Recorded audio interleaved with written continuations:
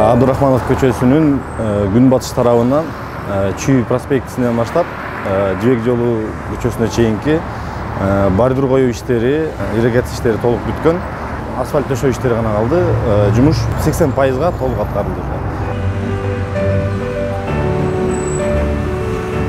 Бүгүнкү күндө шаар боюнча Золотой квадрат боюнча жумуш жүрүп атат. Ал жерде Бишкек асфальт сервистин технадзорлору күндө чыгып текшерип турат. Качествосун, жасалган жумуштун технологиясын бүт баарын карап атат. Азыркы күндө өзүңүздөр билгендей, ушу кала башчысынын тапшырмасы менен Бишкек шаарыбызда 50 километрге жакын тротуар жасалып атат. Эки этапта болот. Биринчи этапта азыр 23 километр 14 көчөнүн тротуары финалга чыгып калды десек болот.